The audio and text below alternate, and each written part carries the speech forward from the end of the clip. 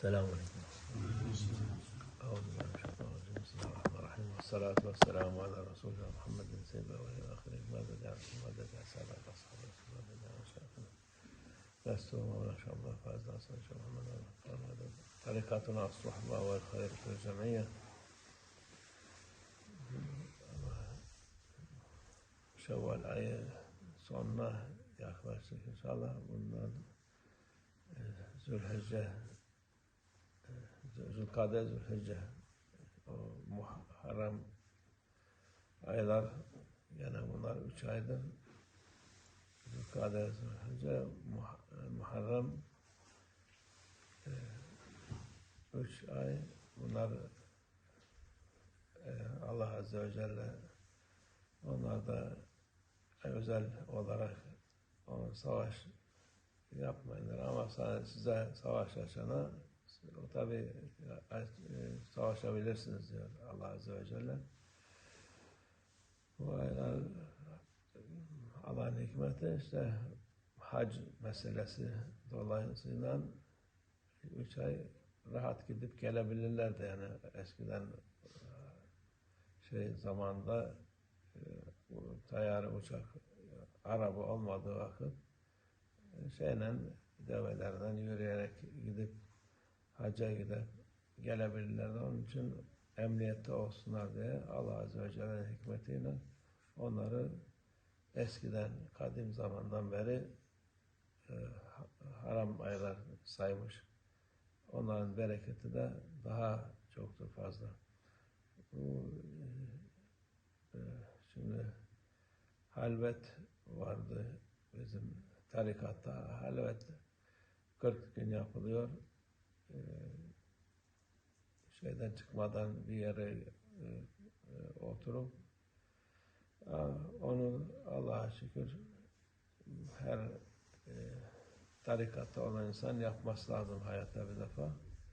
Onda Şeyh Baba en sonunda bizim çünkü hal, ehval o halvet kaldıracak yok. Onun için hafifletti. Halvet, kısmi halvet olur. Bir Zülkade'den 10 Zülhicce'ye kadar seher vaktinde, yani şeyden önce, sabah namazından önce kalkıp işrağa kadar niyet eder. Yahut ikindi akşam arası yahut akşam yatsı arası yahut ikinden yatsıya kadar halvete niyet ederse o halvetin yerine geçer. Öteki türlü onun halvet özel 40 gün o yerden çıkmayıp da halvet yapmak bu zamanda olmuyor. Onun özel izin ister. Onun için şimdi sırf bu halveti herkes yapabilir. Kolaydır. Hem o mesuliyet, tarikatın mesuliyeti, tarikatın var, mesuliyetler var. O da bununla hem onu kazanmış oluyorlar, hem sevabını almış oluyor. Mübarek aylarda ibadet yapmak daha fazla ihsan, sevap kazanmış olur insan. Dünya hali tabi, dünya halinden bizim insanın alakası olmaması lazım ki Allah Azze ve Celle'nin iradesi yürüyor. Onu biz karışamayız. Bizim vazifemiz elimizden geldiği kadar onun yolunda, Peygamber sallallahu aleyhi ve sellem yolunda, emrettiği yolda devam etmek. Allah bize yardım etsin. Amin. Dünya meşgul etmesin bizi inşallah.